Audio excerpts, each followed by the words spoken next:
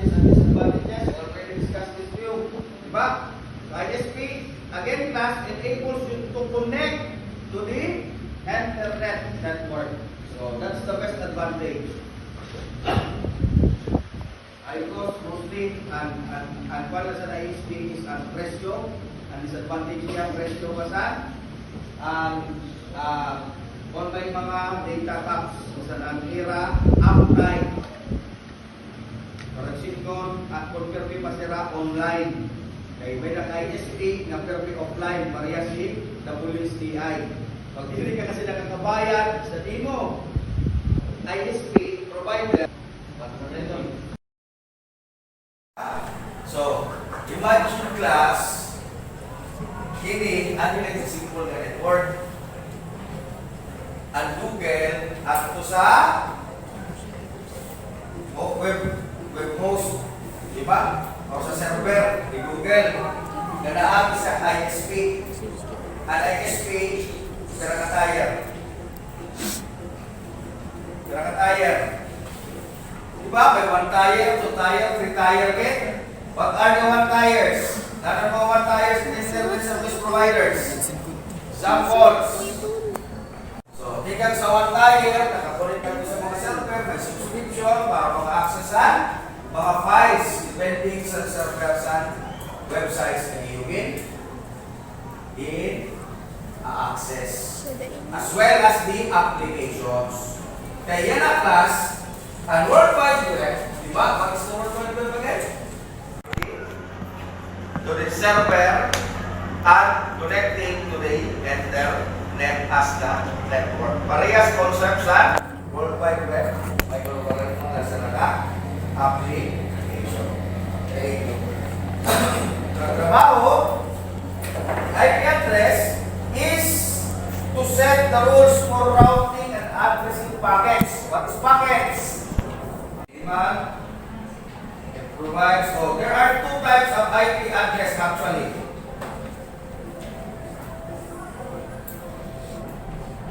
What are the 2 types of IP address? Good morning, Lagyan. What are the 2 types of IP address? When you set it in your computers, ano sa manual ang pagbutang, ano sa automatic? So, ano sa may connection, ano sa waray.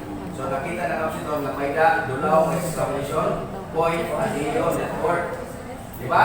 Pero sito, may kaparehas ka na IP address ng remote, i-restart ang computer. Para dili siya pagpaprihas ay magpaputulungan na pag-open yung computer. Diba? So, ito na diyan disadvantage. How can you look into or how can you manually look into the IP address? Okay. So, kung connected ka sa network, makita mo na diyan mga IP address. So, sa mo wireless LAN, sa mo internet port. So, nagkakagawa sa ito niya IP address. Pero din yan na waray, hindi rin man siya connected sa network. Computer name, then the IP address, asa na ito nagkakagawa sila. So, dito, pwede mo i-release at i-review. So, you try to look into your computers.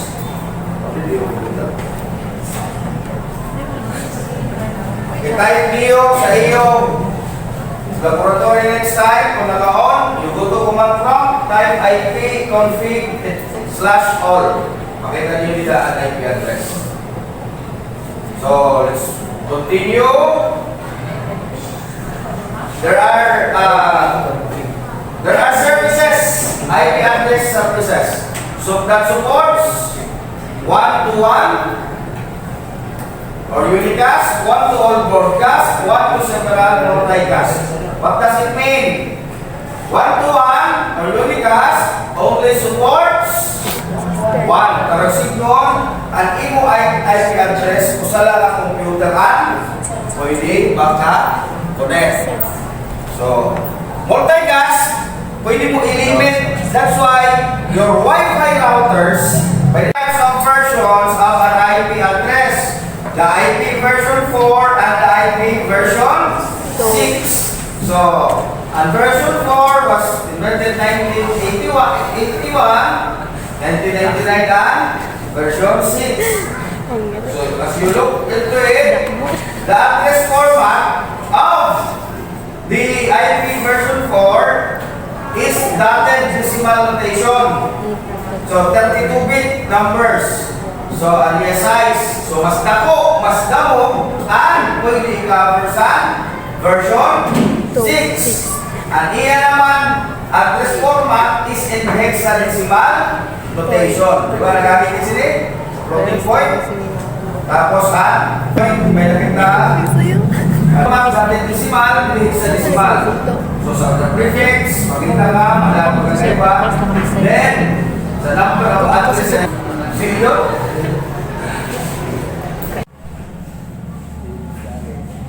The protocol version number, header length, bytes, type of data, the box number of remaining hubs, incremented at its router. So, kada each router nag-iiban, di ba? So, this is example of a 32 protocol. What is a remote access protocol?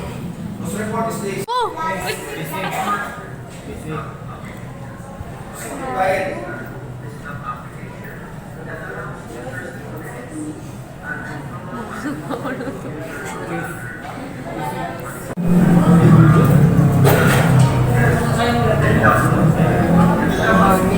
That's an example of a remote access application. That's ADDES.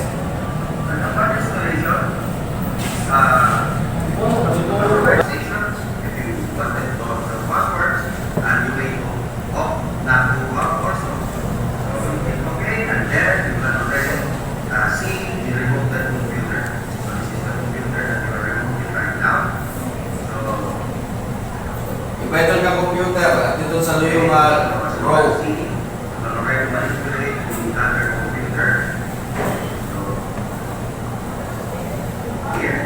Try to look at ito lang.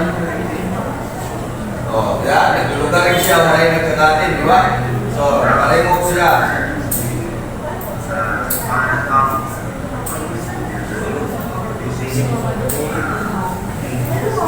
Ang baboy din sa CR. That is remote access.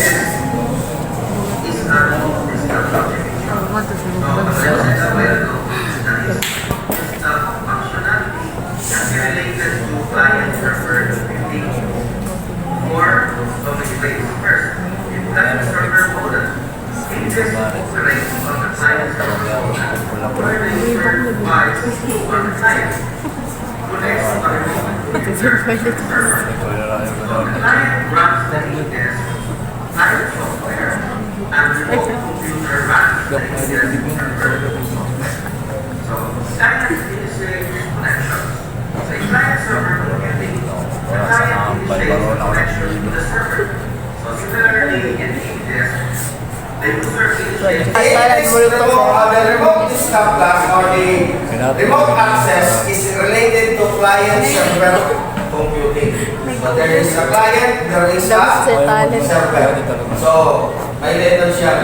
So yan na, bitaw niyo, ini, may letter sunod at kuya lang. Ako rin lang sa network, di ba? Tumali na ginatag ko ng example. So, if this has a dynamic setting of your IP, wala yung mag-concept manual, di ba? So, how can we look into the IP? Oh, di na, masunod na. The IP address of this wireless LAN is at 4. Kita mo sini? Oh, this is the IP address. Naman? Of the wireless connection of this laptop to your hotspot, your cell phone. So, pwede kayo doon, pag-on. For example, pag diri ko na-restart ang computer, may kaparehas app, correct na connect. Although, the IP address still appears. Diba? Appear na yapon, pero wala at connection sa iya. Sa iya network or sa internet o sa internet ini nga network, di ba? So, naman mo, imbis nga restart yung computer, i-review. So yan na, automatic siya nga makonect o through. Okay? So, piliin niya na Wi-Fi. Iklaro mo na. Kimi? That is an example of a remote stop protocol. Kaya ito, access sa niyong mga remote niyo at discuss. Diba? So, SSX or secure shell, secure command line access. Dapat ang piliin ko si doon. Ha? Secure niya. Sa iyo lang ito ng yung wala rin ko napagkanta. Dapat niya secure. And access. And secure the lines wherein your network gives access and provide access over the different devices in your computers. So, next is the VPN. This is a virtual private network. These are encrypted tunnels for private access. So, VPN class, this offers private access. That means, na naman, kung waray niyo ikalaw, diri sila makakagamit. Diba? So, may cross-platform GUI access. The virtual network computing class, it is an example of client-server computing also. Paano man? Usala ang system unit, damo ang monitor, keyboard, mouse. An example ito is end computing. The end computing as a device, tumugin sa saksakan, ang mouse, pati ang keyboard, pati ang Computer. monitor. Tapos may leton, internet, slot, or LAN cable, slot, naka-network, leton dito sa switch, or hub. Tapos, ang server, at sala, ang system unit, dito na sa network. Pero, tudrungan ito nakagagamit. Ang disadvantage na sa doon, kaya kamo na nga na nagagamit para tudrungan, siyempre, usala ang system unit, maluyan, system, loading. Diba? Okay, so the overview, this has been developed by Microsoft. Allows for distant access over the network. Nakita man nyo kanina, di ba? Ang akong i-control, pwede ko control na akong computer nga sa Luyo, as well as ang computer nga to sa US, nasan ang nila activate. As long as we are connected in the same network. So what is our same network? The internet. Di ba? Okay, this is the secure shell. You have the client. And you have your server. This is mostly used for security purposes, especially on your firewalls. And firewall class, that's an application with hardware. Kaya kung diin, bubukang mo sa imo network para ma-manage mo na tanan nga nakakonect sa imo network. So, dito na pag-buhok kung ano na connection na imo provide, hindi na pwede, kasi na pwede maka-access. So, kasi ito na gamit sa SSH. So, this is the private VPN. So, with your internet, so may hacker ko no, gamit sila talaga kasi you have the public user of the internet. May VPN ka, public LAN, umagi ka sa VPN, hindi ka makikita, sindi ka mga users. So, pagkakaan ka, ay, diri ka di mo nga sila talagang access, diri sila makaka-access sa imo. So, mostly, nagamit VPN, mga hijacker. Mga hacker ko no. Telnet. This is an example of Telnet. This is already the remote access protocol class plays an important role in a client-server computing. So, my client, my server. So, you create request, you provide the internet with your network as your network, your telnet client, your telnet server. So, this is a client, the request and the request din sa server, di ba? Server na grants the request of the clients. So, una na yung request na pag-access application, pag-access data, pag-access device. So, na naman mga device, printer. Pwede kasi ang printer, ibutang mo na sa network. Ang printer, ibutang mo na din sa network, sini ka computer lab. Para natanan na computer din na connected sa network, pwede ba? Print. Usala ang printer. Pwede doon. Diri na siya directly nga nakasaksak sa iyo. Kung design mo, mo sa simulator. Okay, so virtual networking computing. Okay, this is an example kanina is the computer to another relaying the graphical screen updates over a network. So, ato kanina nga akong ipakita is also, di ba, nagamit siya at siya sa cloud, i-on niyo, i-up niyo ito yung virtual computing operating system. Baka doon ay yung computer, kung saan yung gagamit, pero niyo, di ayo environment, doon nga, computer. Pwede ka magtrabaho sa usa, trabaho sa usa. Pwede doon. Ang tawag sa is virtual network computing. So, Cool. Ang gamba. you share a system that uses the remote frame buffer control to remotely control another computer. So, ang akong din pakita lang kanina ng ABDES, it uses remote access protocol, which is an example also of a virtual network computing. Virtual, kaya bisan maray dili, duha ka computer, pwede ko gamiton at the same time. Bisan maray dili at isa.